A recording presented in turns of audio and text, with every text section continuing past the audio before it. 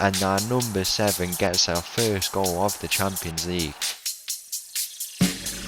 Oh, yes!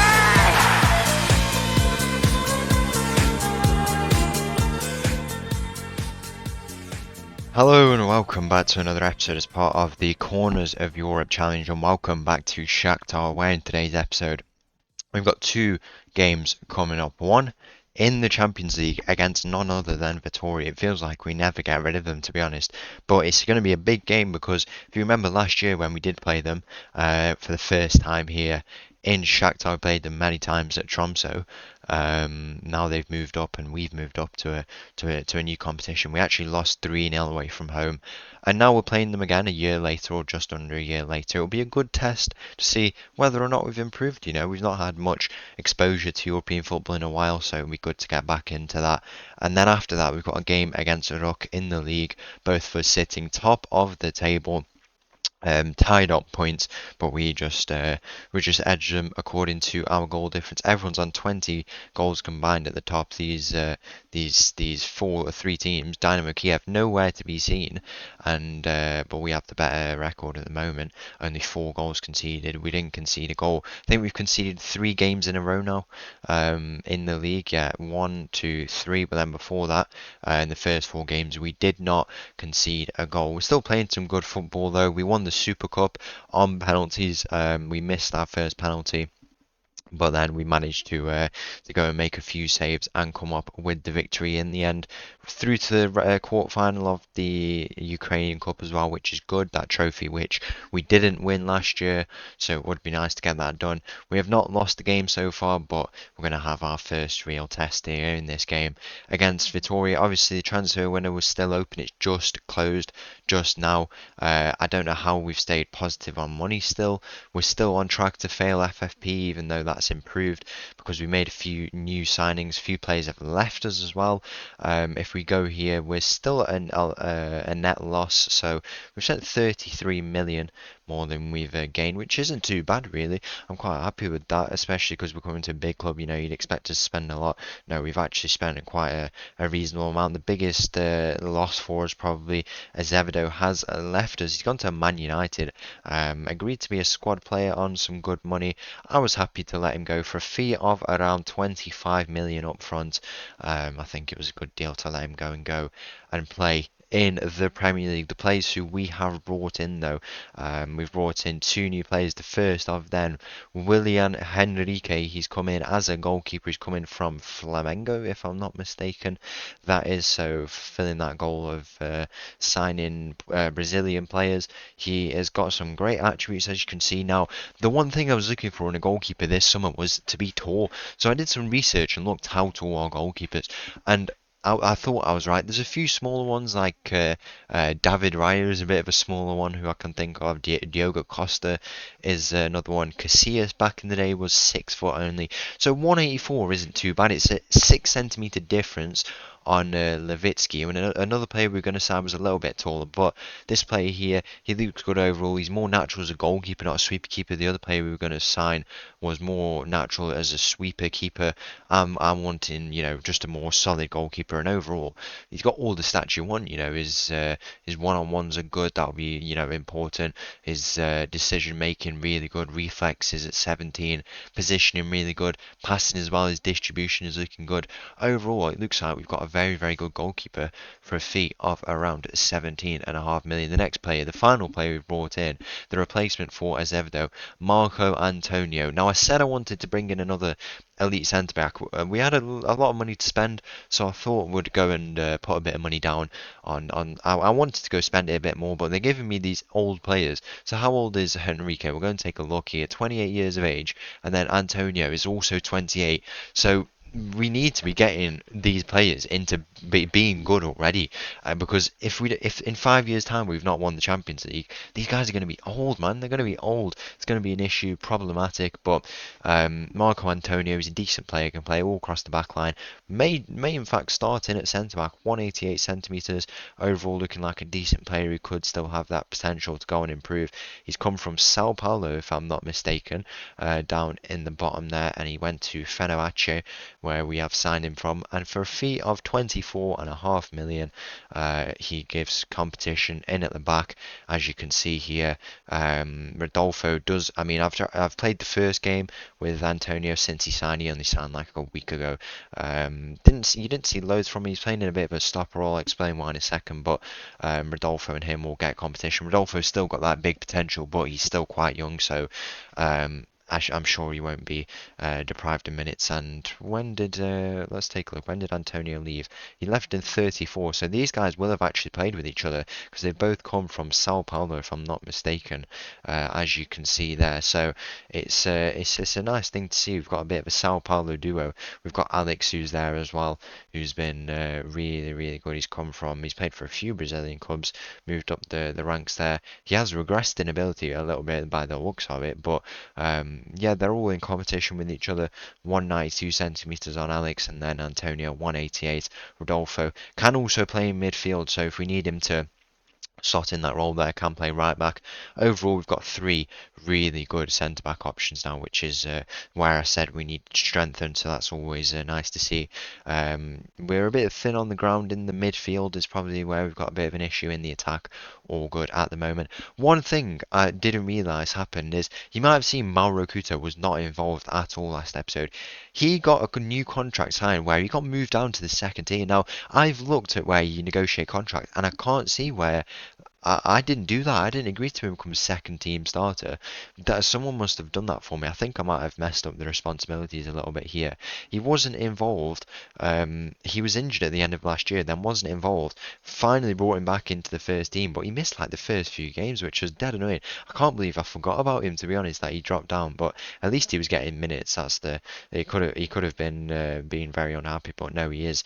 Just really happy at the moment to still be here. So that's always a nice thing, and he gives us an amazing consistent option over on that right side. That is the preview of the today's episode. It's taken quite a long time, but it's important to look over. First game of the day. It's going to be a big one, going away against Vitoria. So the team for this game against Vitoria starts with Enrique in goal. We've got a backline of Barille, Alex, Antonio and Polishchuk. Toms, Jansen, Jackson and Santos make up the midfield. We've got Rysakov on the left, Diaz on the right and Shevchenko up top. Just about to get underway here in Portugal against Vitoria. The two teams walk out. Shevchenko leading the line for us. He must be one of the youngest Champions League captains ever. He's like, what, 2021? Very impressive. You see the lineups here. We've got a real tall presence in our team. I think the whole front line is really good. We've scored a lot of our goals from headed chances, and that's kind of, I kind of like to incorporate that. That's why I brought Diaz. I've put Shevchenko up top because he's been really impressive there. He's put in a good start to this season, so it would make sense to keep him there and put Diaz kind of in that back post role, and also put some I mean, they can switch around actually, because Shevchenko plays in some amazing balls. You've seen his shot when he cuts in. He can also play similar balls like that, so to have that and then get Diaz on the end of him, and Santos has actually been getting on the end of them, so it would make sense to go on and do that. And yeah, hopefully it works out between all of them, because Diaz has come in as a new player. He's been okay so far, but pairing with Shevchenko, no reason why they won't hit the ground running in this game or in this season. As 25 minutes goes in this game, it's been a bit of a slow start. Really looks like we've had a few of the opening chances though. If you want to look at the team here, what's going on? So I've changed a few of the roles around. So Polishchuk was a 3 at the back last episode. The Antonio role is a bit of a stopper, because one of the assessments of our pretty amazing start to the season, I mean, it was perfect up until we started conceding goals, and we dropped points away at Metalist Kharkiv, I think it was. We were getting chances made through the midfield, so having that stopper there to step up and then pair Toms Jansen in the midfield in kind of attack or on the counter attack would be make sense. Jackson going into the Mazzala as well, or kind of advanced playmaker. I was going to play him as a Mazzala, but he goes quite wide anyway because the inverted winger here is going quite inside. He was playing on the left side, but for him to go wide on that side where we've already got two wide players in Barilla and usually Popov, but today it's Rysakov, it just wouldn't make sense. So we went and did that. It's a ball in back post, back heel from the Vitoria player. Luckily, nothing comes from that. We have to cover all areas. So kind of in an attack, it's like across the front line, you've kind of got five players, and then Shevchenko. You've got the back three there, Alex, Antonio, and Polishchuk. Tom's Jansen a little bit ahead of them, but if we get caught out on the counter, we can easily stop it quite fast with Tom's Jansen and Antonio in particular stepping up. But really, will make that ground up, and then obviously Alex and Polishchuk will already be there at the back. I think it's quite a dynamic system. Definitely one of the more dynamic systems I've played in terms of the roles are a bit more complicated. Players have to flow into different positions. They've got to know their roles. I think Jackson's got a very important role in this team. He's had a really good start to the season, so I think it's good to play him in that role and out wide. Would make sense for him. He's broken into his team, done very, very well. Been hit with a few injuries, no Popov today. We've had injuries to anyone you can think of, really. Jackson's had some. Mauro Couto's been injured, that's why he's not been here at times. Diaz has been injured, Santos has been injured, everyone's been injured. And speaking of Santos, he's through on goal, and our number 7 gets our first goal of the Champions League, and he could be making himself a bit of a hero. Number 7 scoring in the Champions League. Where have we heard that before? We're not on about Ronaldo here, we are on about Santos. He gets our first goal of our Champions League campaign, and that tops off what has been a very, very impressive half from us. I've been impressed. I think we've played very, very well. We've had to defend a little bit, but we've also been good on the attack, and overall a very, very good performance. Santos has been so good at the start of this season. You see how crucial the first chance where it got blasted over, I can't quite remember it. If we take a look at this, it's a poor ball from Jackson, just as singing his praises. That ball over the top, I don't know if it was Rysakov or Santos, but it's either one of those, Popov or Rysakov or Santos, who will get in there and just get on the end of those balls in early crosses. I've not actually implemented it, but we're playing them so well. One-on-one, Henrique comes up here, it's hit the post, it's another ball back in, headers need to be won. Polishchuk misses out, maybe Rodolfo needs to go over there so he wins his header. It's a ball in the middle, it's still floating around, the shot finally goes in, and that is poor defending in the end. It was Antonio, I'm fairly certain, was it Antonio? Yeah, it was, who couldn't quite clear his lines there, and it is 1-1 here now in Portugal against Vitoria. They've been here a few years now, so clearly quite a decent team, but if we can come away with the result, then we would like that. I think Polishchuk had to win his header at the back post. It was poor from him, to be honest, but what can you do, really? We've still got time in this game to find something. If we need to bring on Kuzminic, we can bring him in, and we've also got Mauro Couto. Very thin on the ground, as you can see. We'll have to wait until January to bring in a few more players, but we've got that money. I need to see what this situation with the FFP is as well, because it just keeps going on and off. I don't know what it is. I knew we'd start to bring in money eventually, but I don't know why it took so long and why we're failing again. But I guess that's just how it is. Lamine Yamal is balling out. He's 29. That's crazy. He's still 29 in 2036. That is absolutely insane. What a player he's developed to become as well here at Barcelona. He's won a few Champions League as well, if I'm not mistaken. Barcelona always become quite a pretty impressive squad with that youth academy that they have at La Masia.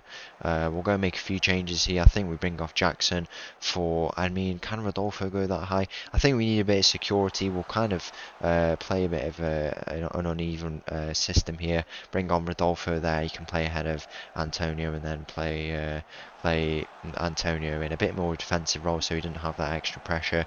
Antonov on for Barelli. Barelli's not been as good as he was at the start of the season, not been as impactful is probably the word. I'll bring on Mauro Couto, and I think we'll leave Shevchenko on, bring Mauro Couto on for Diaz, who is a little little bit tight. But yeah, overall, it's been a decent game for us. Second half, we've slacked off a bit of tiredness. It's been a very, very intense schedule for us, so we can't really complain. But overall, here in this game, we've made the chances. We've not had loads of the ball, but I guess we can't complain really if we've got a goal. We've been making those chances. Endrick playing for Benfica. Yeah, it is the actual Endrick. I don't know why he's gone to Benfica. He's must have fallen out of favour a little bit at Real Madrid, but he played 324 games and got 150 goals before he left. Very, very impressive from him. The pressing game on display here in the Champions League. As I said, it's going to be a tactic that's very important. Hard working tactic. That's why we'll get tired. But when we're going to knockout games and stuff, it will be important. I mean, if we come away from a draw here, we're at Vitoria, I think it would be decent. I'd like to take the win. I also wouldn't like a loss, but I can't say anything too early here in this game. 5 minutes left to go. Are we going to find something late on? I mean, in our first Champions League game last year, a last-minute winner from Mauro Couto. He's on the pitch once again. There's still time for it. Is it going to come in this game? It doesn't look like it. The time is slowing down. It's gone into the final minute here. Last few seconds and the full-time whistle. Is it going to go? It is going to go. I mean, we've improved from the 3-0 of last year, so it's not bad. It's not a bad start to our Champions League campaign. So no changes for this game against Rukh. The team starts with Enrique in goal, backline of Barella, Alex, Antonio and Polishchuk. Tom Jansen, Jackson and Santos in the midfield. We've got Rysakov on the left, Diaz on the right and Shevchenko up top. Kick off here in this game against Rukh. The chance to go 3 points clear it would be if we do get a win, and that would be nice to set that in early. We've been very, very good in the league so far, but we need to be just as good. I mean, when we played the second place team last year at home, we lost 4-3, so we need to really up our game this year. But we improved in the Vitoria game in one season. The difference has been crazy. We didn't get dominated at all. I arguably thought we could have even got the win. Jackson with the shot, and very, very good at those. He's not able to convert on that occasion. I still haven't set this tactic in, by the way. I think I'm going to do it, and I think I'm going to swap these two around. It's probably a bit more effective if we do that. But yeah, we passed the test, improved, and within 1 year, that's a big improvement. Imagine what we could do in 1 or 2 years if we continue to improve. It's very, very good, and as I say, the goal is to make the playoffs once again this year. Like from the league phase, that's our goal, and then we want to win our playoff this year, and then after that we can go into the round of 16 and gain that experience, continue to improve from there. Maybe go even deeper with this squad. A lot of them have had European experience. They're already, most of them are 28 years old, so it's something we have to use, and hopefully it pays off for us. But yeah, overall some good football early on. Still some new boys settling in. Obviously Enrique and Antonio have come into this team, but overall some good football in the early stages of this season. Alex finds Barilla. He finds Rysakov. Rysakov is going to look to try and square it. He squares it into the middle. Santos is there, and the number 7 gets his 7th goal of the season. What a player he has been for us. 13 minutes in, and he cannot stop scoring. I think he's our top scorer. He's just been so good in that attacking midfielder position. Now, I usually never use an attacking midfielder, but I thought I might give it a try on this player, because he don't look too bad, to be fair. And I mean, he's paid me back. He's been so good. He fulfills his defensive duties. He provides us that structure when we need him, so he doesn't have to defend really. And Jackson's through in. Jackson has a shot, and he's been just as good as well. All three of them boys in the midfield have stepped up and have played so well. No cause for complaint from them, and I have been very, very impressed from them. One thing I've just remembered, by the way, is that we are playing Champions League. Our first game against Vitoria. I will show you the fixtures quickly. Who we do have. We have Panathinaikos at home, Sporting away. Mauro Couto will be going to his old club. We've got Newcastle at home. That'll be good. Mulder at home. They're coming to visit us. That'll be good fun. Rapid away. Bayern Munich at home and Man United away. I swear we played loads of these teams last year. We played Bayern Munich last year, didn't we? I swear, no, we didn't. Apparently not. We played Man United last year. We played Rapid last year, if I'm not mistaken. I feel like we did play them. I don't know where it is. I can't really see them. But we've played all these teams before. It feels like we played some of them last year. But we definitely played Man United and Vitoria last year. So we lost 5-3 to Man United away, I think it was. So that'll be a good test for us to see if we've improved as well.